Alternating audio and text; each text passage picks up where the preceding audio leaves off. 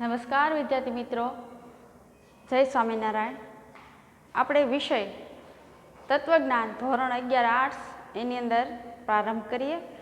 અગાઉ જે બેન છે આરતી બેન એમને આ જે પ્રકરણ છે એને અનુરૂપ ઘણું બધું તમને ભણાવ્યું, બરાબર. હવે આજથી આ વિષયની અંદર પ્રકરણ 2 ની અંદર હું તમને અહીંથી ભણાવીશ, બરાબર. તો પ્રકરણ 2 જે છે એ પરંપરાગત તર્કશાસ્ત્રની દ્રષ્ટિએ જે વિધાનો છે એની ચર્ચા કરેલી હતી. ઘણું બધું શીખી ગયા છો તમે આમાં, અને ઘણું સરસ રીતે પણ તમે શીખી ગયા. પરંતુ શીખવવામાં મને સરળતા પડે અને તમને શીખવામાં પણ સરળતા પડે એ માટે આપણે આની પ્રારંભિક સમજૂતી થોડી તાજી કરવાની સાથે આપણે ભણવાની શરૂઆત કરીએ.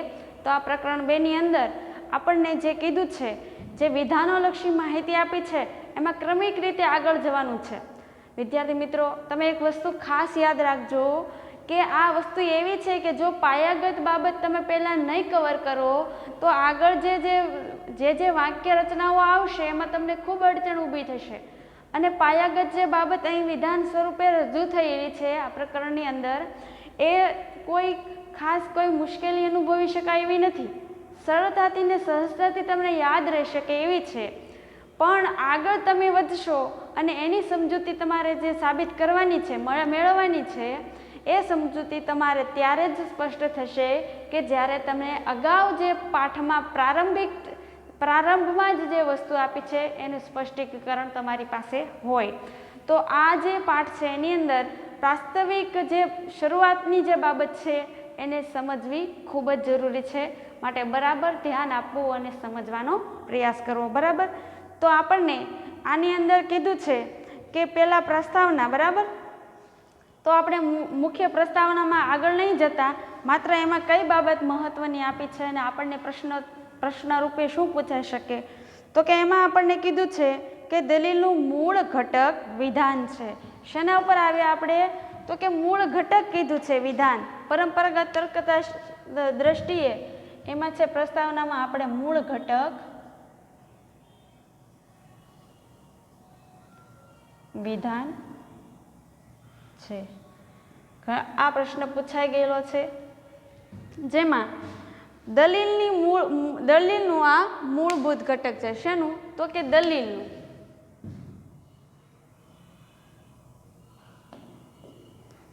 દલીલનું મૂળ ઘટક શું છે? તો દલીલનું મૂળ ઘટક વિધાન છે, બરાબર. હવે એની અંદર જે એરિસ્ટોટલ છે, વિધાનની વ્યાખ્યાની અંદર આગળ વધતા એરિસ્ટોટલ છે એને એક સરસ મજાની વિધાનની વ્યાખ્યા આપી છે. કેવી? તો કે વિધાન છે એ કઈ રીતે રચાય છે? તો કે એરિસ્ટોટલના મત મુજબ કશાકની વિશે કશીક માહિતી આપતું કથન, પ્રત્યેક કથન, એટલે કે અહીંયા અટકી જવાનું, કંઈક માહિતી આપે છે એવું કથન, અને જે કથન છે એ પ્રત્યેક કથન છે એ કાં તો સત્ય હોય છે અને કાં તો અસત્ય હોય છે. જે વિધાનલક્ષી માહિતીની અંદર કશીક માહિતી આપણને પ્રાપ્ત થાય છે એ પ્રત્યેક કથનની અંદર જે કથનો રચેલા હોય છે, કથનની અંદર માહિતી કાં તો સત્ય હોય છે અને કાં તો અસત્ય હોય છે. હવે એમાં કીધું છે કે વિધાનની વ્યાખ્યાની અંદર આપણને આ વિધાનની જ વ્યાખ્યા છે, કોઈ પણ જાતની માહિતી ધરાવતા કથનને વિધાન કહે છે. કોઈ પણ જાતની માહિતી ધરાવતા કથનને વિધાન કહે છે. આપણે વસ્તુ યાદ એટલી જ રાખવાની કે માહિતી ધરાવતા એટલે કે કોઈ પણ જાતની માહિતી ધરાવતા કથનને વિધાન કહેવામાં આવે છે. તો આ થઈ વિધાનલક્ષી સ્પષ્ટતા, બરાબર. હવે આ વિધાન કોને કહેવાય એ ન સમજતા હોઈએ તો આગળના જે વિધાન રચના, જે વાક્ય રચના છે એને આપણે કઈ રીતે સમજવાના? એટલે વિધાન કોને કહેવાય? જે દલીલનું ઘટક છે એ વિધાન છે એ ખબર ન હોય તો આપણે આગળ વધવું મુશ્કેલ બને છે. આની અંદર આપણે છે વિધાનલક્ષી સત્યતાની દ્રષ્ટિએ મૂલ્યાંકન થાય, પછી એની ભાષાકીય રજૂઆત થતી હોય છે, અને સત્ય અસત્ય ગણી શકાય એવી બાબતો પણ એમાં તારવવામાં આવે છે. હવે આમાં કેટલાક ઉદાહરણો પણ તમને આ જે વિધાનલક્ષી છે એમાં આપેલું છે. જેમ કે પહેલું એક ઉદાહરણ આપેલું છે કે સર્વ માણસો મરણશીલ છે. શું આપ્યું? તો કે સર્વ માણસો મરણશીલ છે. છે કીધું છે એટલે સત્યતા સાબિત કરવાની. અને પછી આગળ કીધું છે બીજું ઉદાહરણ કે ગાંધીજી અમેરિકામાં જન્મ્યા છે. વિદ્યાર્થી મિત્રો, ગાંધીજી તો ભારતમાં જન્મેલા, એટલે આ વિધાન અહીંયા અસત્ય ઠરે, એટલે નથી એમ કીધું છે. એમાં નથી, આપણે ખબર છે કે એ તો બીજા દેશમાં નથી જન્મ્યા, એની ભૂમિ તો ભારત છે અને એમાંય ગુજરાત પોરબંદર છે, તો આ વિધાન અસત્ય છે. મોટા ભાગના વાક્ય એવા હોય છે કે જે અસત્ય છે એ આપણને ખ્યાલ હોય છે, એટલે આપણે એને અસત્ય સાબિત કરી દેવાનું. અને આગળ નથી પાછળ જે શબ્દ આપ્યો હોય છે તો એ અસત્ય, અને છે કહે તો સત્ય. અને છે કહે એવા વિધાનો પણ ઘણા હોય છે કે જેનાથી આપણે વાકેફ હોઈએ છીએ, એટલે આપણે એમાં પાછળ સત્ય એવું જ લખવાનું. બરાબર. હવે વિધાન અને વાક્ય વચ્ચેનો તફાવત. વિધાન વિશે તો આપણે સમજી ગયા. હવે વિધાન અને વાક્ય વચ્ચે સામ્યતા શું છે, ભેદ શું છે, તેના વિશે આપણે થોડું જોવાનું છે. આ બધું તમે કવર કરી ગયા, પણ શીખવાની આખી એક લિંક જળવાઈ રહે એટલા માટે હું આ તમને વસ્તુ સ્પષ્ટ કરું છું. વિધાન અને વાક્ય વચ્ચેનો સંબંધ. વિધાન અને વાક્ય વચ્ચેનો સંબંધ. બરાબર.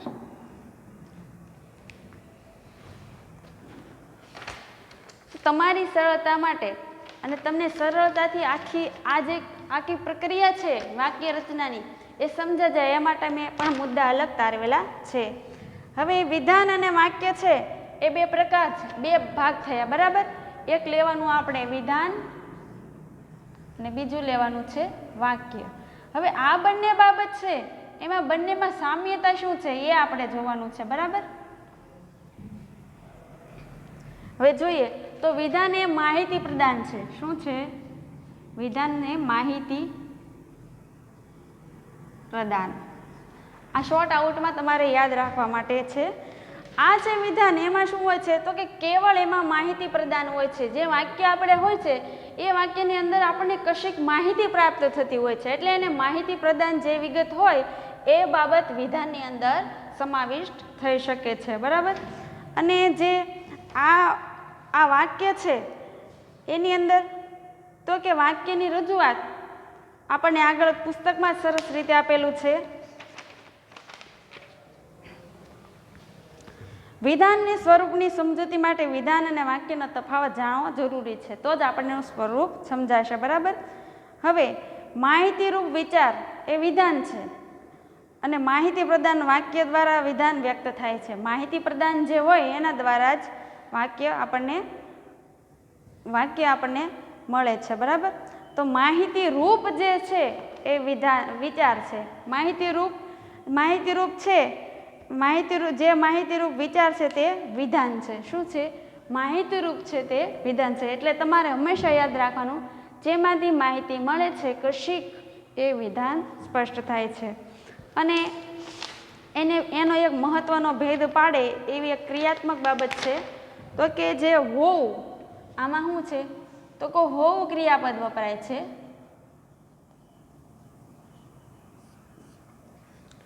હવે વાક્યની અંદર જોઈએ તો શું છે તો કે વાક્યની રજૂઆત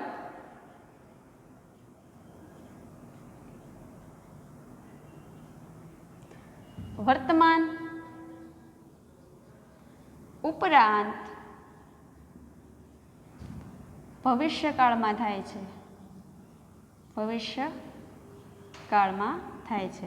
ને આ જે છે વિધાન તો કે એની રજૂઆત તો કે હોવું, એટલે કે માત્ર વર્તમાન કાળ જ ઉપયોગ લેવાય છે. આની રચના છે વર્તમાન કાળમાં હોય છે અને આની વર્તમાન અને ભવિષ્યકાળ આ બંને કાળમાં એની રચના થયેલી હોય છે. બરાબર. હવે આ છે વિધાન. આ જે વાક્ય અને વિધાન છે એના આધારે આપણને કેટલાક ઉદાહરણો પણ આપેલા છે, જે તમે તમારા પુસ્તકને અનુરૂપ કવર કરી લેજો. વિધાન હંમેશા હોવું ક્રિયાપદવાળું હોય છે અને વર્તમાન રૂપમાં હોય છે, જ્યારે વાક્ય વર્તમાન કાળ ઉપરાંત ભવિષ્ય અને ભૂતકાળ, એટલે કે આમાં તો ત્રણેય કાળને લઈ લીધેલા છે, ભવિષ્યકાળ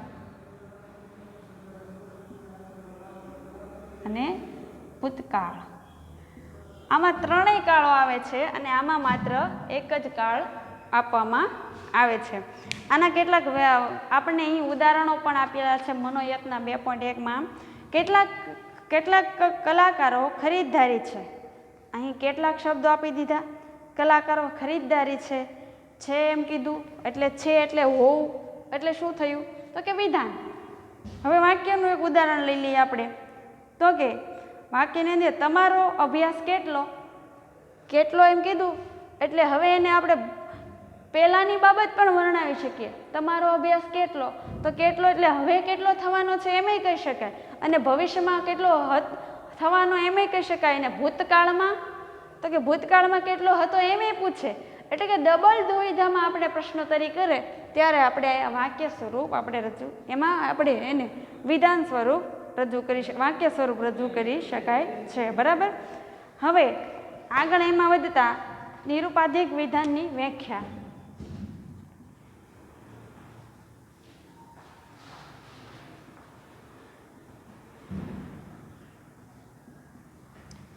હવે આની સમજૂતી પણ આપણે શોર્ટ આઉટ પ્રમાણે લઈ લઈએ કે આ વિધાન છે નિરુપાધિક વિધાન શું છે અને એમાં કઈ બાબતને સમાવિષ્ટ કરવામાં આવી છે.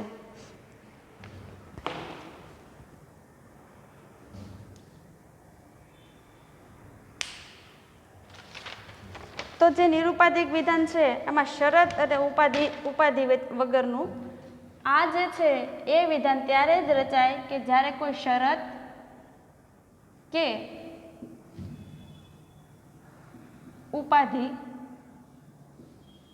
વગરનું હોય એને નિરુપાધિક વિધાન એવું કહેવામાં આવે છે. બરાબર. એના કેટલાક આવશ્યક અંગો પણ આપણને દર્શાવેલા છે જે તમારા પાઠ્યપુસ્તકમાં દર્શાવેલા છે. હવે આ જે છે એના અંગો કયા કયા છે તો માત્ર આપણે હું અહીંયા આવશ્યક અંગો એમ લખું છું. આવશ્યક અંગો શેના તો કે નિરુપાધિક વિધાનના. હવે અંગ છે એની અંદર પેટાક્રમમાં કઈ રીતે વાક્યની રચના થાય છે એ આપણે ક્રમિક રીતે જોઈ લઈએ.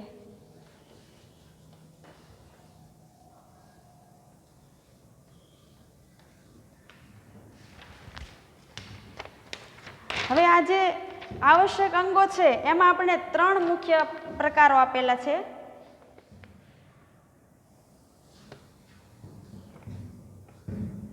પેલું ઉદ્દેશ્ય પદ, વિધેય પદ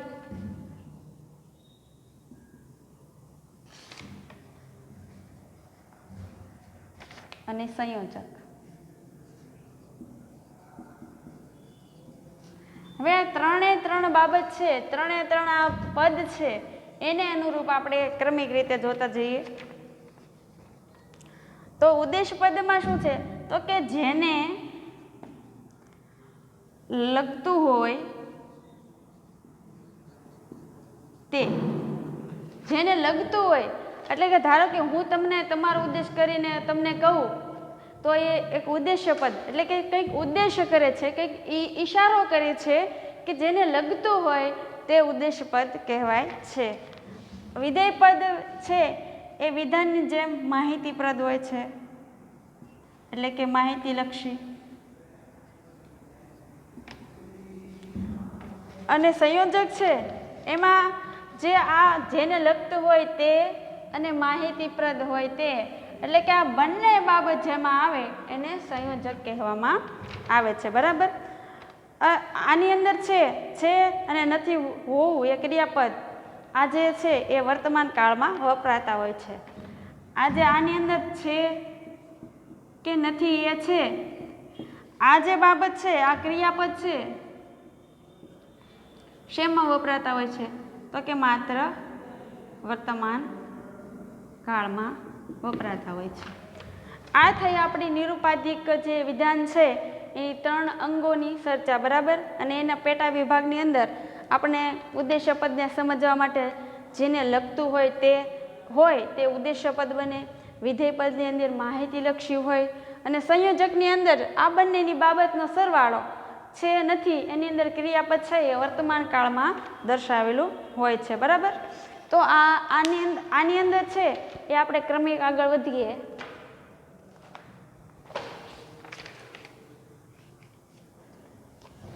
તો તમને સમજૂતી ખાતર કહી દઉં કે નિરુપાધિક વિધાનમાં ઉદ્દેશ એટલે કે આપણે ઉદ્દેશ કરી દે છે ઉદાહરણની અંદર જ તે કે ભારત લોકશાહી દેશ છે. કોની સામે ઉદ્દેશ કર્યો? તો કે ભારત કેવો છે? તો કે લોકશાહી દેશ છે એવો આપણને જેને લગતું ભારતને લગતી વાત કરી એટલે આપણે એને ઉદ્દેશ્ય પદ તરીકે લેશું. હવે વિધેય પદ છે એની અંદર શું છે? તો કે ભારત યુદ્ધ પ્રિય રાષ્ટ્ર નથી. શું આપણે માહિતી આપી એની અંદર? તો કે ભારતીય યુદ્ધ પ્રિય રાષ્ટ્ર નથી એ ક્રિયાપદનું એમાં વર્ણન કરેલું છે એટલે એ વિધેય પદ થયું.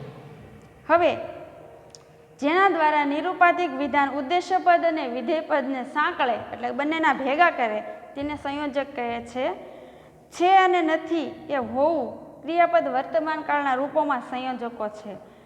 મેં હમણાં અહીંયા દર્શાવ્યું એ પ્રમાણે. હવે નિરુપાધિક વિધાનના વર્ગોની સમજૂતી. આ જે છે આપણે અંગોની સમજૂતી મેળવી અને એના પેટા પ્રકારો સમજ્યા.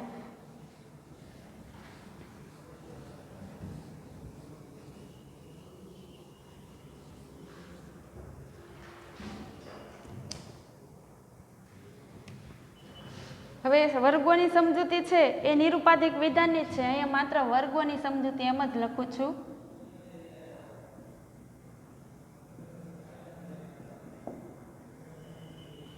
તો વર્ગ શું છે એના આધારે આપણે જોવાનું છે. તો કે વિશિષ્ટ ગુણોને લાક્ષણિકતાને સમાનપણે ધરાવતા વિશિષ્ટ અને વર્ગની વ્યાખ્યા. વિશિષ્ટ ગુણો અને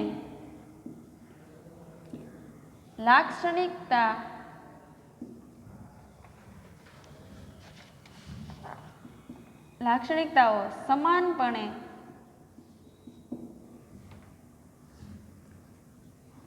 ધરાવતા વ્યક્તિ કે પદાર્થોનો સમૂહ એટલે વર્ગ કહેવામાં આવે છે. બરાબર. હવે વર્ગની અંદર આપણે એમાં ઉદાહરણ લઈએ તો બુદ્ધિ. તો બુદ્ધિ એક છે એક લાક્ષણિક તત્વ કહેવાય છે. તો જેના આધારે આપણે આ વર્ગમાં ઘણી બધી બાબતનો એમાં સમાવેશ થતો હોય છે. અમુક વર્ગમાં બીજા વર્ગમાં સંપૂર્ણ કે આંશિક રીતે સમાવેશ થાય છે કે નહીં તે પણ આમાં આપેલું હોય છે.